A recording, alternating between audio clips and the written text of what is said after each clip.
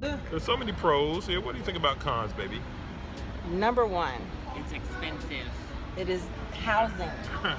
Housing Housing, yes. is super duper expensive. Where we're sitting right now is at least $4,000 a month for a one bedroom.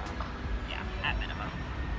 I would say that as far as the housing is concerned, you just have to be prepared to make some compromises and really be honest and firm with yourself about what it is that you cannot, what are deal breakers for you and who you are. Right.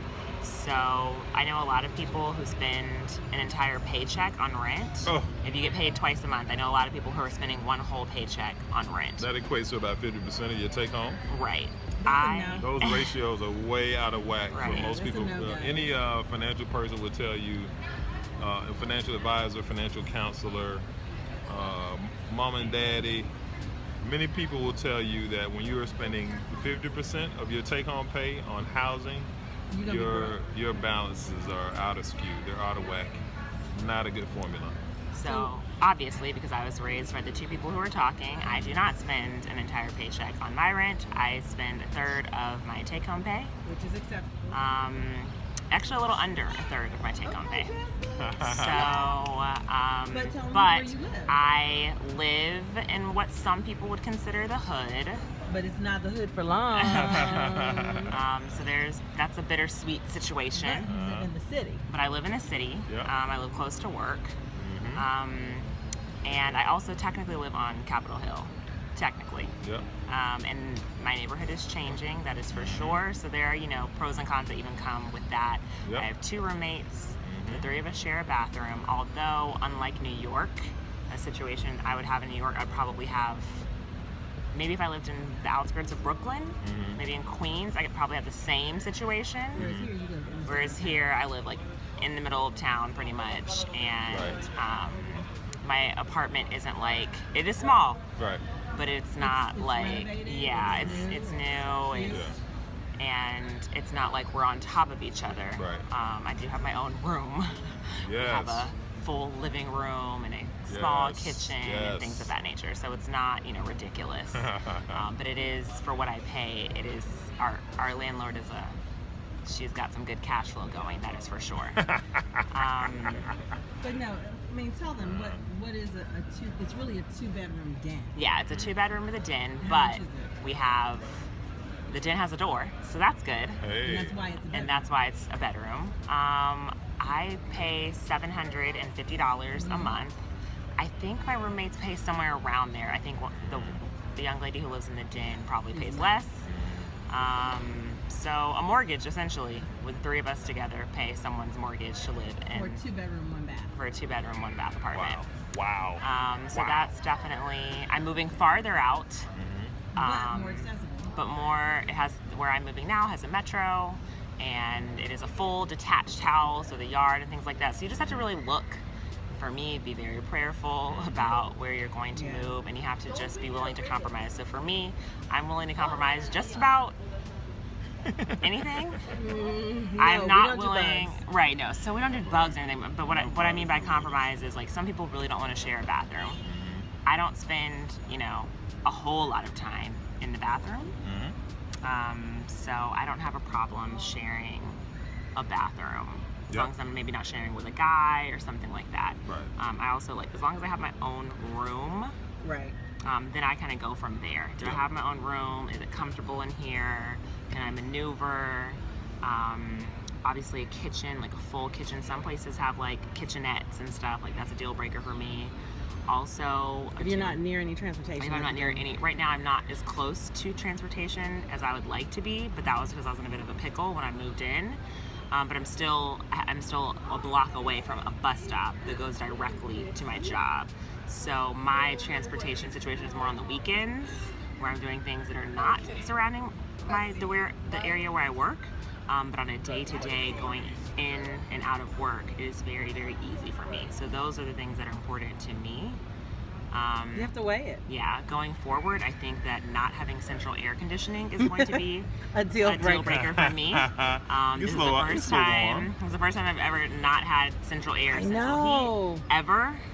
So that was an adjustment, shall we say? And it's not an adjustment that I'm a fan of. Right. So your new place has central air. Yeah, my new place has central air and central heat. So yeah, I think it's just a matter of knowing yourself and really knowing what it is that you cannot live without.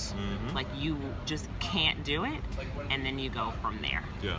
So I think that my number 2 con is kind of like 1A on this subject. So I think the first con was how expensive housing is, and I think the second con, which ties to that, is of any city in the United States, $1 in Washington, D.C. only goes to 75 cents. So, translation, D.C. is the most expensive city you can live in the United States. One of them. No, the most. It's number 1. The statistics Yeah, show this year was shown to be number 1. that it was the most expensive city to live in the United States. So if you have $1 and you're in Atlanta, your dollar brings you like $1.02. $1 in Washington, D.C. brings you 75 cents worth of value. So your average things are more expensive. Your paper towels and your toilet paper and your toothpaste. But that's why you use Amazon. That is why I do a lot of online ordering. Yeah. Like for everything. Yeah, pretty much. Yeah. So that was my number 2 con. Can you think of any other cons? What about the dating scene for the singles? Before I get to that, I would like to talk about the seasons, because I know that impacts a lot of people. Yeah. Number 3 on the cons. The seasons. So in DC, you get the seasons. Yes, you you get all of them, and you get all of them in the extreme. Wow. So I would not say that this is like a great weather city. I would be lying. It has its great weather at certain moments, right. certain Spring, months. Like fall. a week or 2? Like maybe a month. You'll Yeah, get maybe like spring a and month fall, here you and get a month there. some- Really nice. Otherwise, you're doing the extreme. So summer is extremely hot. Right. And extremely humid because it is a walking city. That's why I figured out, because we're from Georgia, so it's like I'm used to hot and humid. Right. The difference is Georgia is a driving state. Yep. DC is a walking city, so you're outside a lot more. So the heat tends to get to you a lot more. Right. And it's humid. And it's surrounded humid. by water. Right, surrounded by water. Yeah. So you do get that breeze. It seems to come less in the summertime, though. Fall is probably everyone's favorite season here. It can be cold, though, if you're not dressed properly. So fall is one of those seasons where it's like you do need your scarf, and you probably need to wear closed-toed shoes. Yep. As long as you're properly dressed, fall is like very enjoyable. Yes. But if you aren't properly dressed and you're dressing like it's still late summer, you will be very cold. Winter has been more mild the past few years. We've had a couple blizzards, but overall, winter is just cold.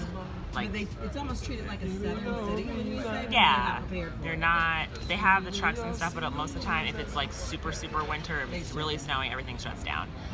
So then you're just really dealing with like cold weather, and then it doesn't really tend to snow until February. And then it's not like heavy snow. Like people in the north are like, please, like people in Connecticut and New Hampshire and New York, they're like, please, like DC snow to them is nothing. Yeah, so it's not like unbearable snow.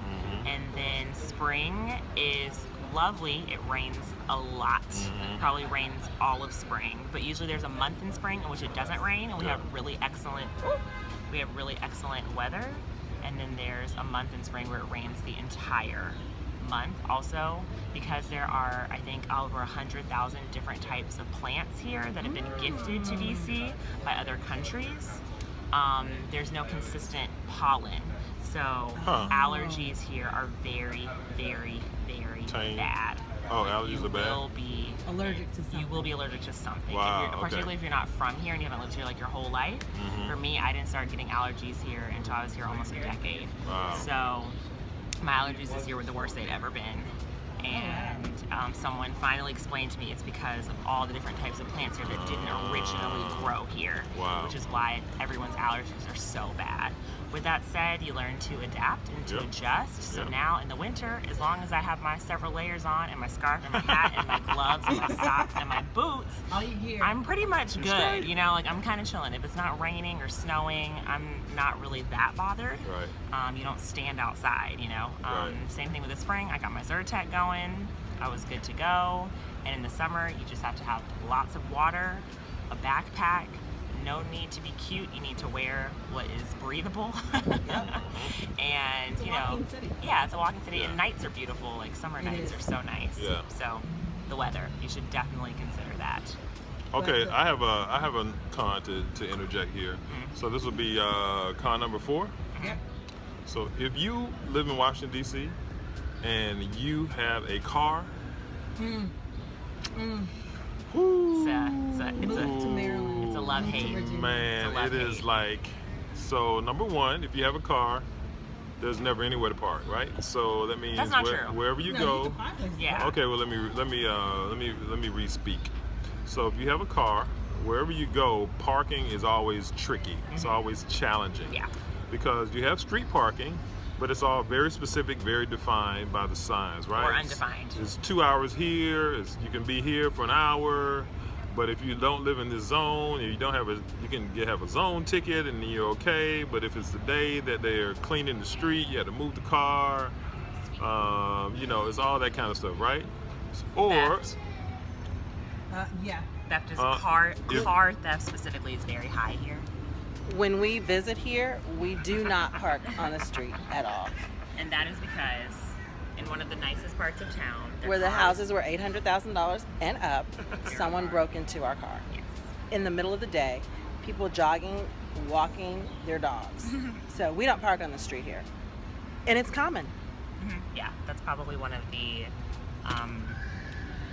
reoccurring crimes in the city is people breaking people's windows and breaking into their cars. And so the next thing I was going to say about that is, so that the alternative is to park in garages.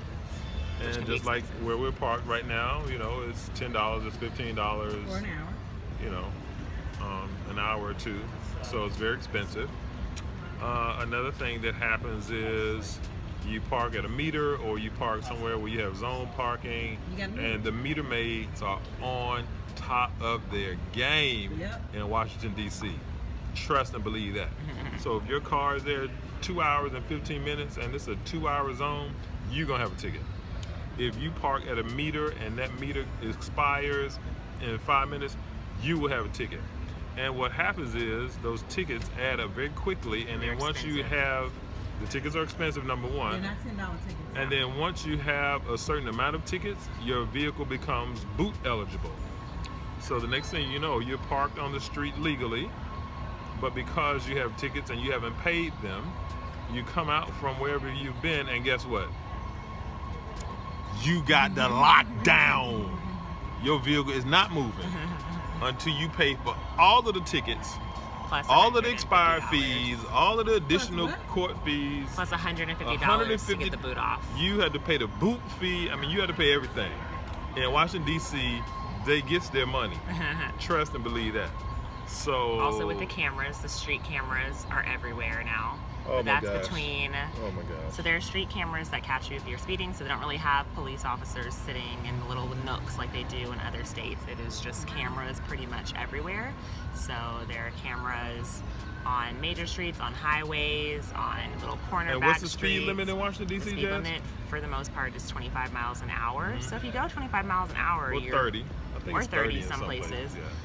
So if you're going, then Over you're that. fine. I have found, because I had a car in DC for 2 years, I have found that you can go up to 9 miles over the speed limit and After you that? will be good. After 9 miles, you will get a ticket. In the mail. In the mail. And so that's also difficult to manage. That's how they're getting a lot of people out here, is with the street cameras. And that's how Dad got caught up. He got caught up with street cameras.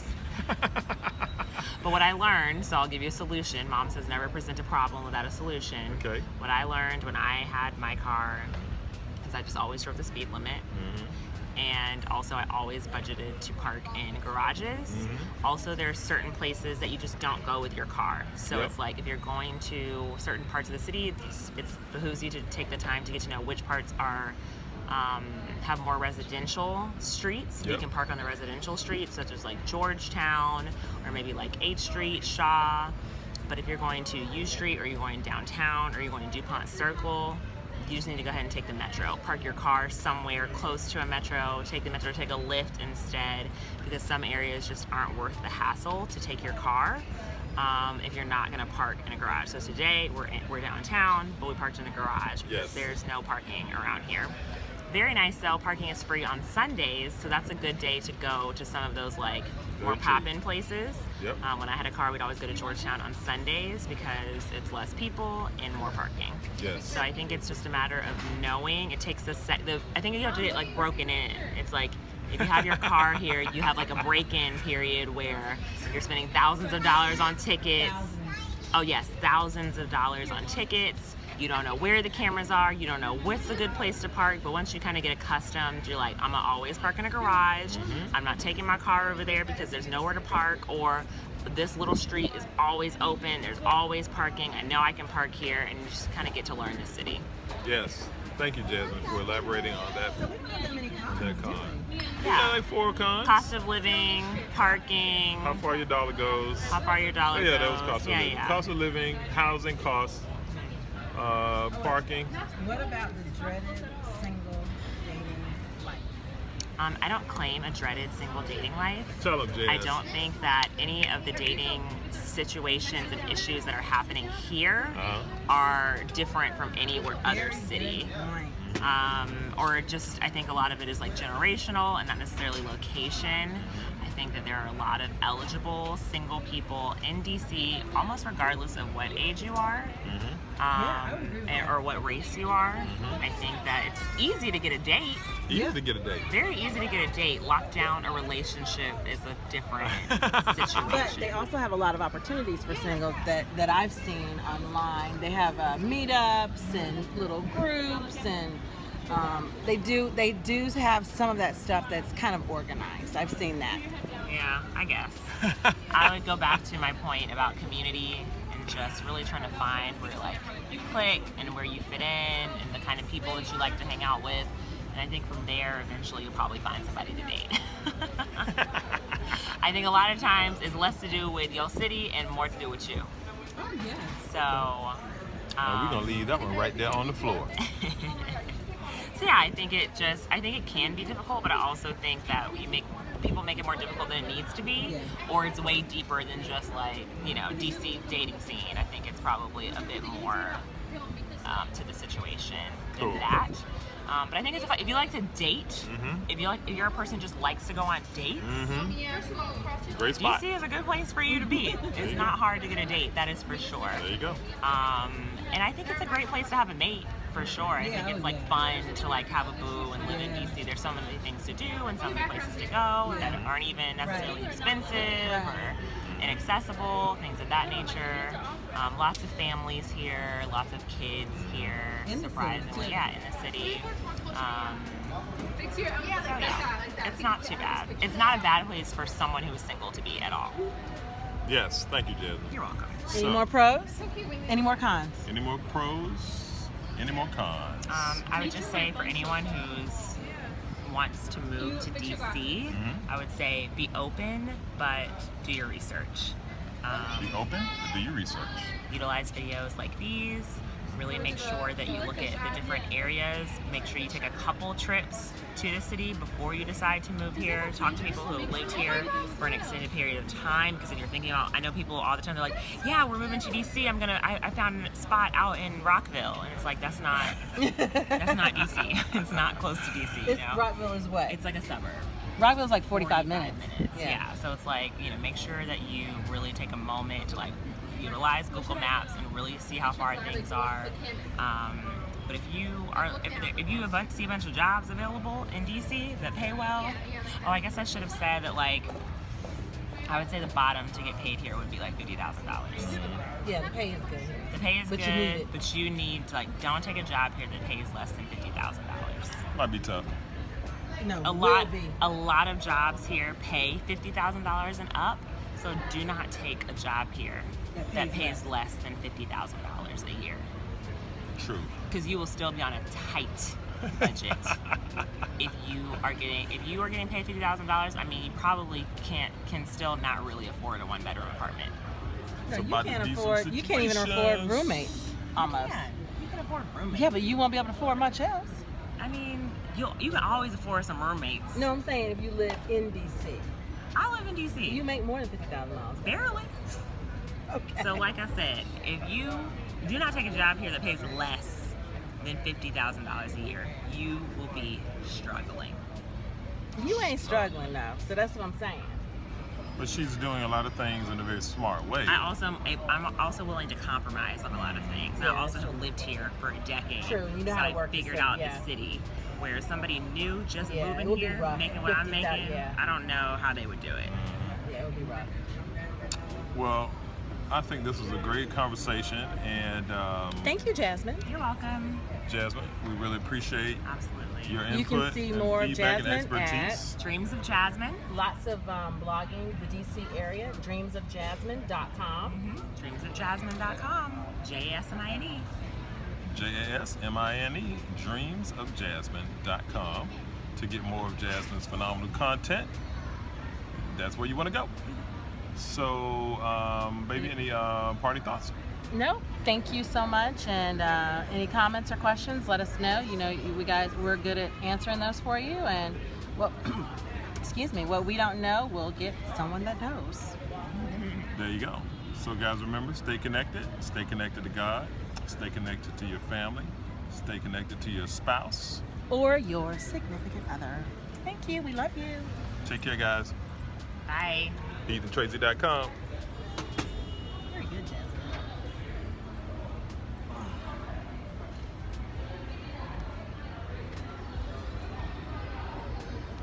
What's going on?